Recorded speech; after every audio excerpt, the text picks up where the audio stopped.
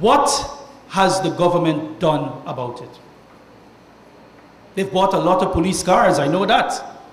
But is who buying the police car for the government? That is the question. But police cars don't arrest crime. I don't know since when, well, maybe they got a new robotic car now. But I never heard about a police car arresting criminals. It takes police people, human beings, who can attack this crime situation. Crime has forced many of our best brains to run from this country. And that is a fact, it's not a figment of my imagination. Many of our young people, the statistics show, are leaving our shores, not because they want to, but because they have to. They're running from crime and they're running from hopelessness. We in the AFC will change that. We will create the jobs and we will deal with the crime. The AFC is also as one of our commitments, we have thought about the salary scales of our police people. It's ridiculous. It's ridiculous to be putting your life on the line for that. And we are committed to that. We have committed in our manifesto to substantially increase law enforcement salaries of law enforcement officers.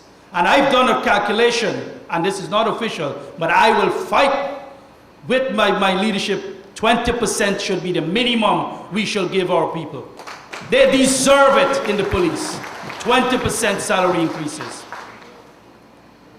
We shall reform, as we said, the joint services with the help of our brothers in the developed world. But what we will be doing is identifying those corrupt officers, the fried rice men. We will be identifying them and removing them from the system. When we give you salaries of a certain amount, you have to do your job, not harass people for a fried rice money. We shall mandate jail terms for serious crimes. 3 times you do a serious crime, and we will give you a jail term of life imprisonment. People must put down their guns in this country. People must stop killing each other in this country. We gotta love each other and develop this country.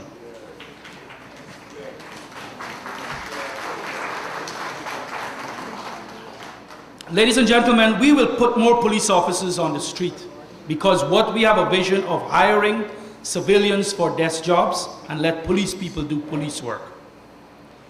We shall facilitate, and this is what is unique about EFC, we're very different. We shall facilitate a system that allows members of the police and other members of the joint services to work in the administrative region that they're living, where practical. So if you're from Berbice, why you can't work in a police station in Berbice? Why you gotta go to Letem?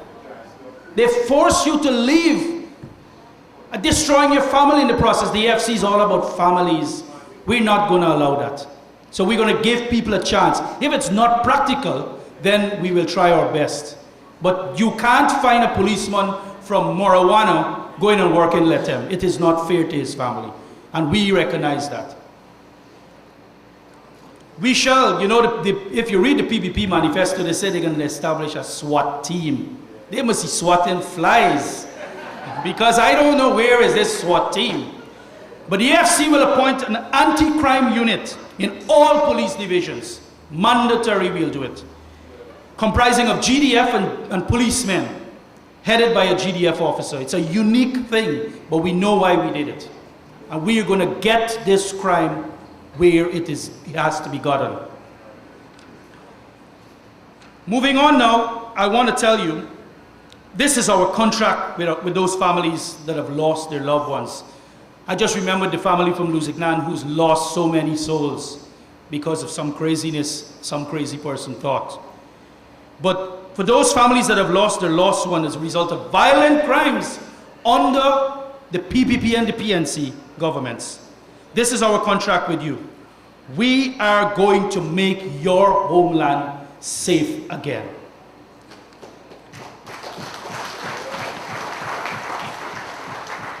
Ladies and gentlemen, my last point I wanted to raise is jobs.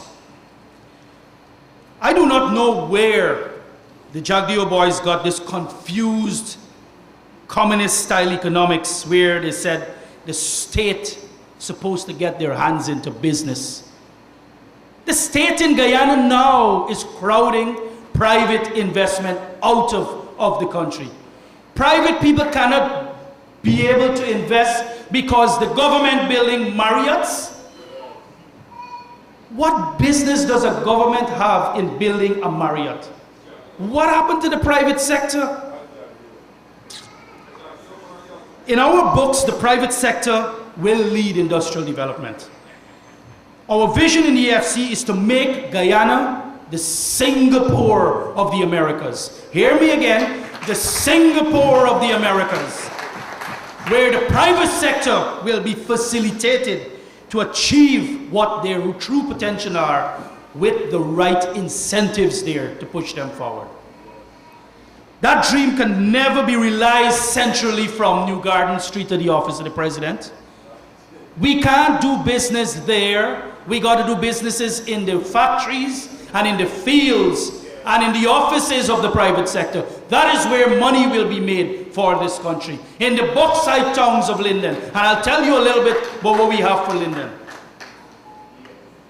The process is we want thousands of entrepreneurs in this country, all over the place, in every region. When the AFC gets into government, our role is to, as we said, to facilitate. But the AFC in this document clearly outlined that we have a set of industrialization policies which we will pursue, not to produce subsistent goods and services that is currently happening in Guyana. We are going to be producing value-added goods and services for this country. And how are we going to do that? One, turning molasses and sugarcane into ethanol. And I'll develop on that.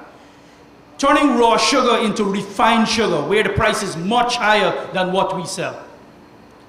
Rice, this country has loads of rice land, turning those rice into rice cereal. The gold and diamond, we are a great exporter of gold, raw gold, uncut diamonds. We want to make this country a world-class producer of world-class jewelry. Jewelry. And last but not least, and this is just a subset of what is in this document. Last but not least, we are committed to the dream of rebuilding an alumina plant in Region 10.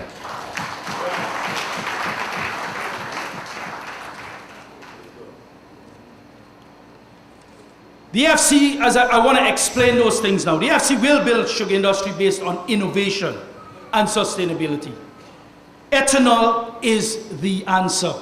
I do not understand why up to now they cannot get this answer. Ethanol is the answer, and I'll explain what the AFC has done to understand this question.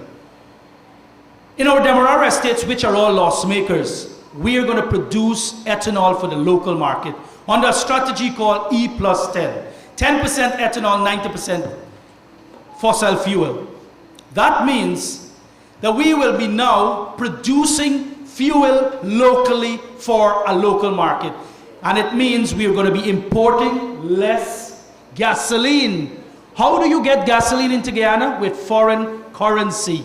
It means we are going to save more of that foreign currency for other more important things. Because jobs will be created in the ethanol industry in Demerara, and those ethanol that are produced will be used here in Guyana. It's a win-win situation. Why they can't think of this? Why it got to take a third party which will become the first force next year? Why it got to take this first force called the Alliance for Change to come up with these ideas? We're not rocket scientists. These are basic common sense. But there's an unwillingness and administrative laziness by many of our politicians in government.